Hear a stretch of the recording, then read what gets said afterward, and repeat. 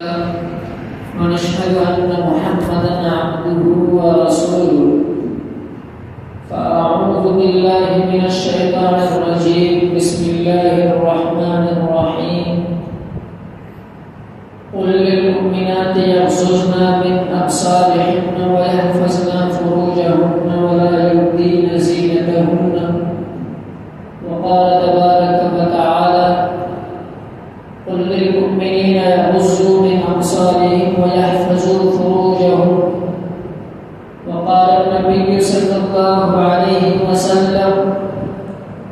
فإذا رفع أحدهما رفع الآخر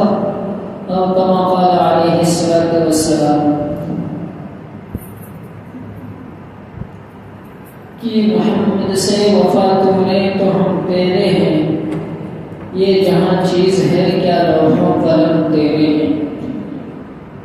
میرے عزیز ساتھیو، اللہ تبارک و تعالیٰ کا احسان اور فضل ہے کہ اللہ تبارک و تعالیٰ نے ہم تمام کو نماز عشاء بارمات پڑھنے کی توفیق عطا فرمائی اور دین کی نسبت سے یہاں پر جمع ہونے کی بھی توفیق عطا فرمائی۔ اللہ تبارک و تعالیٰ سے میں دعا کروں کہ اللہ تبارک و تعالیٰ اس محفل کو، اس مجلس کو آخرت میں ذریعہ نجات بنائے۔ میرے عزیز ساتھیو، ہم آپ جس حالات اور جس دور سے گزر رہے ہیں، یہ حالات اور یہ دور عین اس وقت کی طرح ہے جب ہمارے اور آپ کے نبی محمد عربی صلی اللہ علیہ وسلم اس روئے زمین پر تشریف نہیں لائے تھے۔ اس وقت کے بارے میں آتا ہے کہ عابد و معبود میں اختلاف، لوگوں کے اندر بات بات پر لڑنا، لوگوں کے اندر بات بات پر جھگڑنا، شراب نوشی، قمار بازی، ظلم و زیادتی، ایک دوسرے کو قتل عام کرنا، ایک بھائی دوسرے بھائی کا جانی دشمن بن جانا۔ ہمارے نبی محمد عربی صلی اللہ علیہ وسلم کو اس روئے زمین پر تشریف لانے سے پہلے عورتوں کی عزت کے ساتھ کھیلا جاتا تھا، عورتوں کو اپنے جنس پرستی کے لیے استعمال کیا جاتا تھا۔ جس کے گھر میں اگر کسی چھوٹی بچی، ننھی منھی بچی اگر پیدا ہو جاتی تھی تو وہ ظالم باپ یہ سمجھ کر کے کہ مجھے کسی کا داماد نہ بننا پڑے، چنانچہ وہ ظالم باپ اگر جس کے گھر میں ننھی منھی بچی پیدا ہو جاتی تھی، اپنے بیٹی کو بناؤ سنگھار کر کے کسی سنسان وادی کے اندر لے جا کر کے ایک گڑھا کھودتا اور اس گڑھے کے اندر اس معصوم اور اس ننھی بچی کو دفن کر دیا جاتا، زندہ درگور کر دیا جاتا۔ میرے عزیز ساتھیو، یہ سلسلہ ایک زمانے تک چلتا رہا، یہ سلسلہ ایک زمانے تک چلتا رہا۔ چنانچہ ایک زمانے کے بعد ہمارے نبی محمد عربی صلی اللہ علیہ وسلم کے اس روئے زمین پر تشریف لانے سے پہلے وہ معصوم دریا اور وہ معصوم ننھی منھی بچی اپنے پروردگار کے سامنے اپنی جھولی کو پھیلا کر کے، اپنے دامن کو پھیلا کر کے دعا کر رہی ہوتی ہے کہ میرے پروردگار میرے عزت و آبرو کی حفاظت فرما، میرے ناموس کی حفاظت فرما۔ چنانچہ جب ایک ظالم باپ اپنے معصوم بچی کو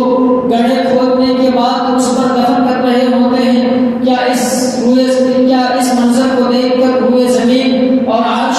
تھرا نہیں اٹھا ہوگا؟ کیا اس منظر کو دیکھ کر کسی انسان کے منہ نہیں کاٹ دیا ہوگا؟ کیا اس منظر کو دیکھ کر اس جنتے اور پرندے کو اور حیوانیت کو، کیا انسانیت کے کیا اس منظر کو دیکھ کر کیا انسانیت تھرا نہیں اٹھی ہوگی؟ کیا ان لوگوں کے اندر حیوانیت بالکل بھر چکی ہوگی؟ چنانچہ وہ معصوم کلیہ اپنے پروردگار کے سامنے دعائیں کرتے ہیں کہ میرے پروردگار میرے عزت کی محفوظ فرما، میرے عزت و ناموس کی حفاظت فرما۔ چنانچہ ہمارے اور آپ کے درمیان جناب محمد عربی صلی اللہ علیہ وسلم کو ہمارے اور آپ کے نبی کو بھیجتے ہیں۔ چنانچہ ہمارے نبی جب اس روئے زمین پر تشریف لاتے ہیں تو سب سے پہلے یہ پیغام اور یہ میسج دیتے ہیں کہ وَلَا تَقْتُلُوا أَوْلَادَكُمْ خَشْيَةَ إِمْلَاقٍ، تم اپنی بچیوں کو زندہ درگور مت کرو، تم اپنی بچیوں کو زندہ قتل مت کرو۔ چنانچہ جس کے گھر میں بچی پیدا ہوتی ہے، اللہ تبارک و تعالیٰ اس کے محافظ بن جاتے ہیں، اللہ تبارک و تعالیٰ اس کے رزق کے اندر اضافہ فرماتے ہیں۔ میرے عزیز ساتھیو، ہمارے اور آپ کے نبی محمد علیہ وسلم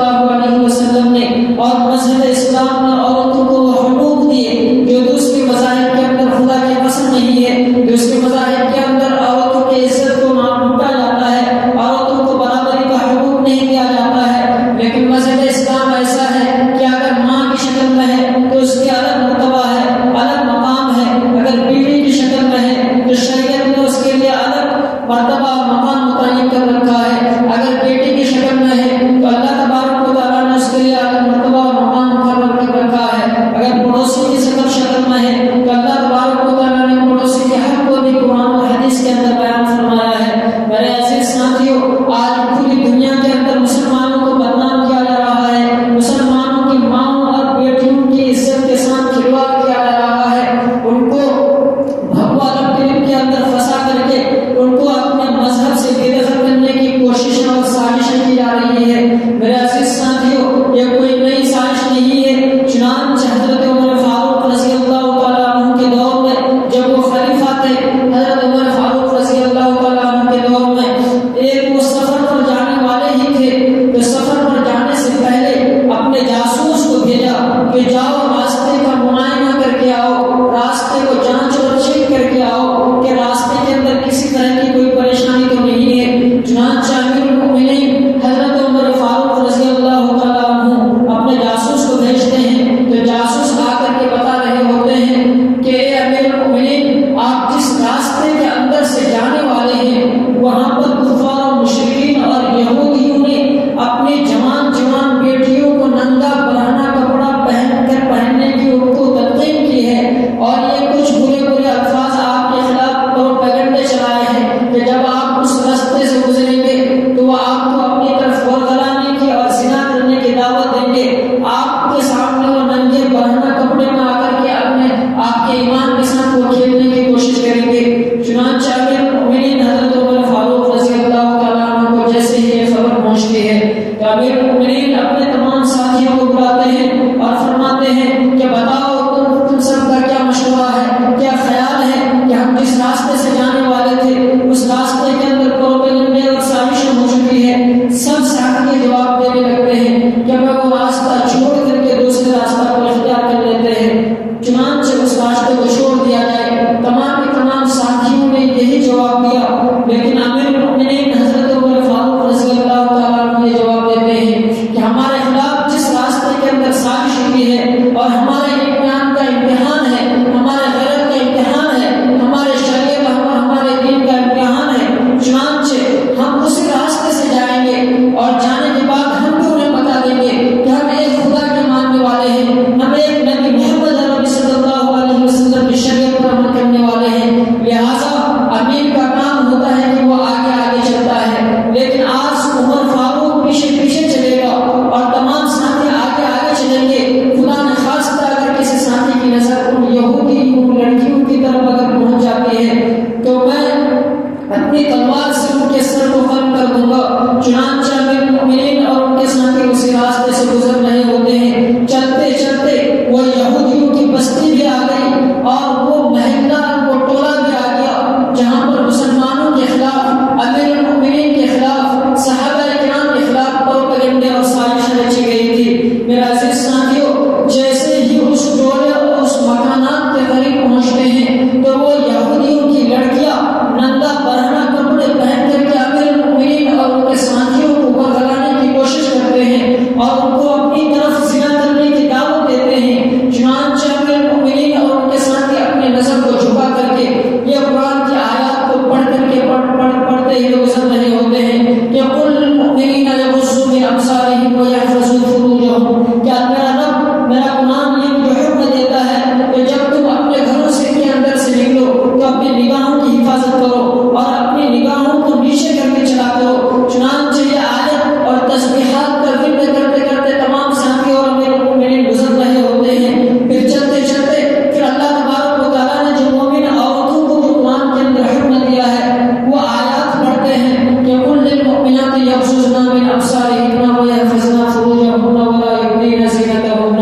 چنانچہ جب یہ آیات کو پڑھتے ہیں اور فرماتے ہیں کہ میری ماؤں اور بہنوں، اللہ تبارک و تعالیٰ نے تمہیں بھی حکم دیا ہے کہ تم اپنے جسم کی حفاظت کرو، تم کو بھی حکم دیا ہے کہ اپنے جسم کو، اپنے جسم کی بناؤ سنگار اور نمائش کو کسی غیر محرم مردوں کے سامنے ظاہر نہ کرو۔ چنانچہ جب امیر المؤمنین اور ان کے ساتھی ان یہودیوں کی لڑکیوں جہاں پر پروپیگنڈے ہوئے تھے وہاں سے گزر جاتے ہیں تو